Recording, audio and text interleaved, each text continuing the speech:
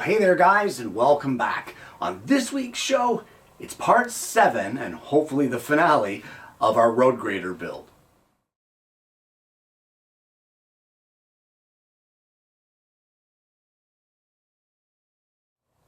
Guys, there is an absolute ton of information to cover on this week's show. I don't want to take away from that, so let's get right into it. Well, I now want to make these grab handles that are back on sheet 2. And if we look right here, we can see that each one, the shorter post, is a 1/2 inch long piece. Now, I actually like to miter mine, believe it or not. So let me show you how easy it is to cut these 1/2 inch pieces. So I have a stop block here in my miter fence, and this is to mark my 1/2 inch miter.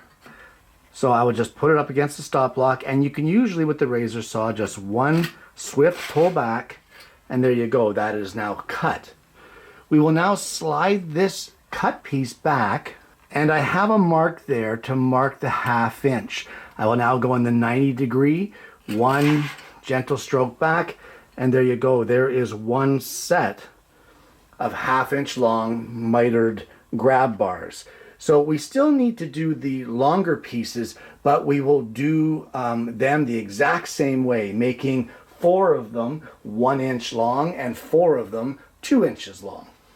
Well, let me see if I can explain this in a way that makes sense. What I have here is a 1/4 inch piece of MDF. It's just scrap, and I have drilled all the way across here in 1 and 2 inch divisions. In other words, from this one to this one is 1 inch. From this one to this one is 2 inches.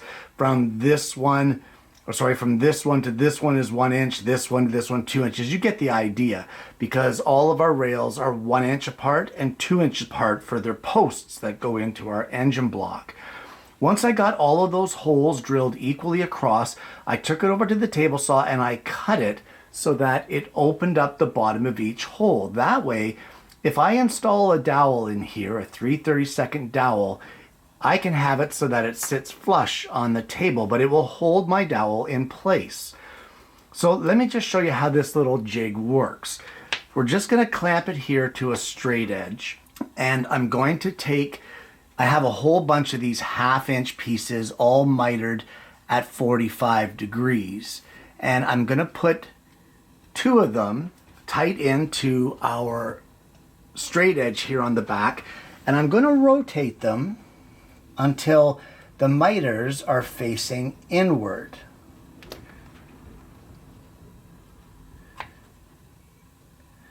There we go, that's pretty close there. And now I have the 2 inch pieces mitered on both sides, and all I'm going to do is I'm going to apply a little blob or a little dab of glue on each one of those joints, and I'm going to lay this in place on top of these uprights, trying to make them mate as best I can. If they're not mating well, you can rotate them a little bit until they mate, and you can see there now we have the beginnings of a rail. At this point, don't touch it. If you have them lined up, let them sit there and completely dry, just like the rungs of the ladder. It's extremely important to not touch these until they're dry. So I'm actually going to set up a few and then work on something else and then keep going until they're all dry, and I'll see you when that is done. So truth be told, these railings have been allowed to dry overnight, and you just want to use a very light hand and carefully sand the outer corners to round these to give them more of a railing appearance. Once you get them sanded to your liking, then we can install them. Well, no matter how careful you are, I have found that it is still possible to get variances in the lengths of your railings. So the best way that I have found to install these to ensure that they are all exactly the same height from the body of your model is to apply a little bit of glue in the holes. And what we're going to do is we're going to use setup blocks. And for this, I have the setup blocks here in place. We'll place our railing into our holes, push it down until it meets with our setup blocks, and then we'll let that sit there for a minute to cure. If we do them all with the exact same setup blocks underneath the rail, they will all be the same height, they will look uniform, and once again, takes it from a good model to a great model. And before long, you'll have them all installed, and just look at how great that looks when they're all even and they're all the exact same distance from the body of the engine block. Setup blocks or spacers are your friends here, guys. Well, while I was waiting for the glue to dry on these handrails or the grab bars, I figured I would do the emergency light that is shown here on the back of the cab. However, there's no plans for it or no pattern for it anywhere in the drawings. But not to worry, we've just gone over to sheet 8 and sheet 9, and using the one-to-one drawings that are there, I was able to scale off of them and make my own beacon and my own beacon pattern. And this is what I came up with. So we can just glue this now onto the back of our cab. Well, the next pieces I want to concentrate on will be the headlights over on sheet 4. Truth be told, I made these at the same time as I made the lights for the front of the cab roof, and I've also added the same laser embellishment on them. Also, truth be told though, I really hate the way that these are mounted. It shows on the drawing to mount these with a 3-inch piece of 3/16 diameter dowel. And to me, it looks terrible. It's never going to be square. It's never going to sit very well. And also, there's not enough glue surface on that dowel to properly mount these lights. So I've cut a piece of maple that is 1/8 of an inch by 1/8 of an inch, 3 inches long, the same as what the dowel would be. And what I've done is I've filed out a 3/4 inch section here right on the bottom of it so that it will sit level and flat on the arm or the boom of our road grader. So all I'm going to do is I'm going to glue our lights onto this beam as if it were the dowel, and then we can glue the dowel in place on the arm. Just make sure that it sits square. Well, for the stack, what I have done is in a 5/16 dowel, I have drilled the center out and then cut this at 45 degrees. I have also cut these two pieces here at 22.5 degrees each, just using your miter box. 22.5 and 22.5 give you 45 right here. And once this is completely dry, I've glued this together. Just like our railings, you need to leave this to fully cure. Once it's cured, we will sand around this edge here to soften it up and blend it in a little better. We'll cut it to our length, and then we can install it on our engine block, and that will be the engine block complete at that point. Now guys, if there's something on the plans that you don't like, there's no reason that you can't change them, and that would be the case here for this tank. I can't see anywhere on the plans where it shows that there's something that goes in here. And in fact, in all the pictures on the plans that it shows this model, that hole is wide open. It just looks incomplete. It looks wrong. So I've made one of our 3/16 axle pins, just like that. I've trimmed it down, and we will glue that in place there as the gas cap and fill. So that will finish that part off for me just perfectly. Well, the final parts to make on this are the wheels, and quite possibly they are my favorite part to make. So it's kind of fitting that I'm going to end the build with it.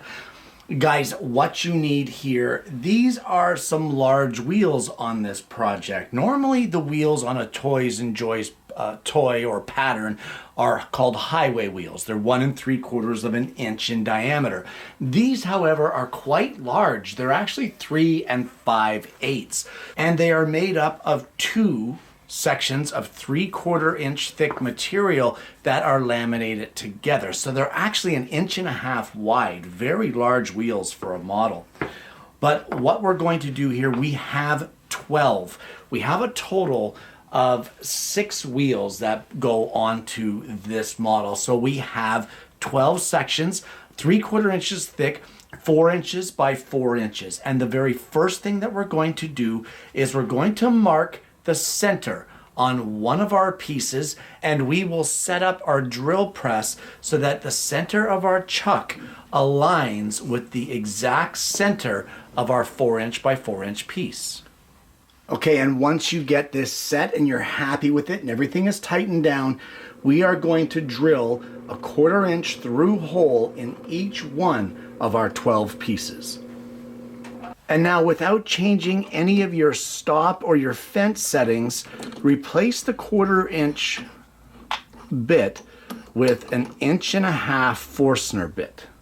And now in 6 of your pieces, using the fence and your stop as a guide, we're going to drill this 1.5" Forstner bit 1/4 inch deep. Now, truth be told, we will be drilling this deeper later, but for now, this will mark where we need to drill later on. So I've taken a piece of 1/4" thick MDF that is the same size as our wheel blanks, and out of the center of it, I have cut a 3 5/8 diameter circle, which is the same size as our final dimension of our tires. So on each one of our pieces, I'm going to line up our template here, and I'm going to draw that circle on each one of my blanks. Once I get them drawn, I'm going to take them over to the scroll saw, and I'm going to rough cut all of these corners off. I mean, you could do it at the bandsaw if you like as well. But we're going to cut off all these rough corners, then we're going to head over to the lathe. Now, each one of these wheels requires an inside and an outside. The inside will be the piece that we only drilled the 1/4" hole in. The outside is the one with this 1.5" hole drilled. So we are going to be turning these one wheel at a time. So I have paired up the inside and outside pieces, and I have numbered them all so that I know exactly which one goes with which, and I don't get them mixed up, because it's quite the process to make these wheels. So the very first thing we're going to do is we're going to spin this to round and get both of the pieces here on wheel number 1 down to their final dimension of 3 5/8. And with that done, we can now take this over to the router table, and we're going to put a 1/4 inch round over on each of the outside edges. Be sure you don't mix them up. That's why I put the numbers on the inside, so I know what side to route. Either way, 1/4 inch round over on this outside edge and this outside edge. And what you end up with is this. So with that now done, we can put this one aside and do the exact same thing for all 5 of our other wheels, being sure to keep them in their pairs. Well, with all 6 wheels done, we now need to mark for where we're going to put the treads with the table saw. So I have a photocopy here of the pattern, I guess we'll call it, from the prints. And what this is lines all the way around 22.5 degrees apart. So all I'm going to do is I'm going to place each one of my wheels here onto that pattern, and I'm going to go around with a pencil and very carefully mark each one of those lines.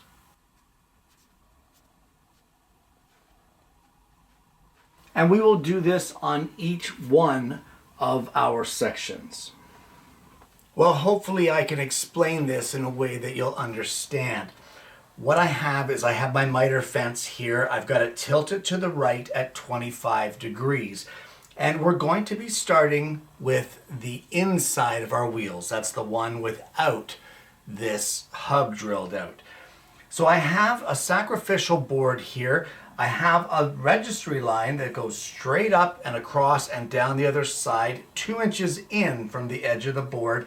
And at 1 13/16 of an inch up, I have a 1/4 inch hole drilled. Now I use a brass pin. You could just use a dowel if you like. But what we will do is we have a 1/4 inch dado blade installed here that is raised to be 5/32 above the surface of the table. Guys, if you don't have a dado blade, you can do all of this over at the router table with a 1/4 inch straight bit. It's the exact same process. The only thing I will caution you is that you really need to clamp your wheels in place when you're using the router table, because the spin of the bit likes to grab them and rotate them. You will destroy your wheels. So what I'm going to do is I'm going to place this wheel here onto my brass pin, and what we're going to do is line those alignment lines, those ones at 22.5 degrees. We're going to line those up with the back here with our registry mark, and with the saw running, we're going to run this through for one pass. Then we're going to rotate it to the next one and carry on all the way around the wheel to mark the treads. So let me get this cut and I'll show you what it looks like. And what you end up with is this. And this is the inside portion of each of the wheels. So do this to all 6 inside portions, and then we can work on the outer portions. Now the outer pieces of our wheels are done the exact same way. The only difference is that you need to reverse the jig to get the treads going the opposite direction. So I've shifted the miter fence over to the opposite side of the blade. I've readjusted things and made it so that we are tilted the opposite way. So 25 degrees to the left instead of to the right. And we're going to run these cuts through, and well, you know what, let's see how we make out. Well, at this point, you should have 6 wheels that look something like this.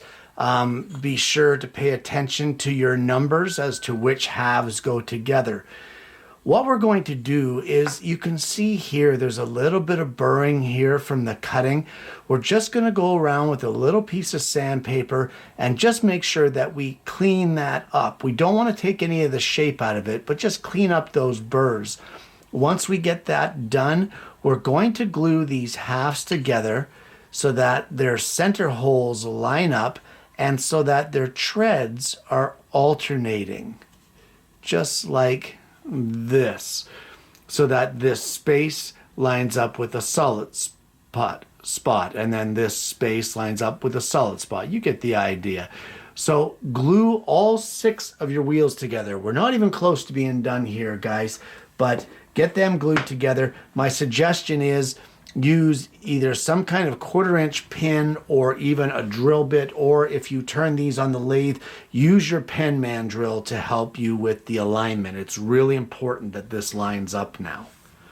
Well, I was hoping this would be the finale, but guys, after looking at how much more is actually left to do on these wheels, I'm afraid I'm going to have to say there's going to be one more part. Now, for those of you who are enjoying this series, that's the good news. If you're not really into this and you're not enjoying this series, well, the bad news is there's going to be one more part. Guys, I think this is a good place to stop the build. It's pretty much in the halfway of what we need to do with the wheels. And truth be told, I'm at a full 7 hours of working on these things right now. The wheels are a very time-consuming process. And I will tell you this is the sort of thing, I call this production work. In other words, it's repetitive motion, it's repetitive movements. It's doing the exact same thing over and over and over and over again. Cutting those treads, rotating the tire, then cutting it, rotating, clamping, you know, you get the idea. It's very monotonous, and it's very easy to allow your mind to wander. It's very easy to become complacent. Please pay attention, take breaks, have other things to work on. Maybe do one tire, take a 10-minute break, have a coffee, have something cold to drink. Whatever it is that you like to help you kind of chill out and relax a little bit, do that. Take breaks in between the wheels, guys. Don't become complacent. Don't become a statistic for shop accidents, and just really concentrate on what you're doing. The wheels are a lot of fun to make, but they can pose a hazard. So please be careful. Guys, I want to thank you so much for tuning in this week. If you haven't already, please consider liking and subscribing to the channel. You click that bell and then you're not going to miss the notifications of future episodes of the program. I hope that you've enjoyed the content, guys. I hope that this series is giving you the confidence that you need to jump into the deep end of the pool here and try to make your own model. This one here is very accessible. There are some tricky parts, but hopefully this video is giving you the incentive and the knowledge you need to get it done. Guys, I want to thank you again for tuning in. I hope that you're going to try this for yourself at home, but more importantly, guys, I hope you're going to join me again next week when I bring you yet another woodworking video.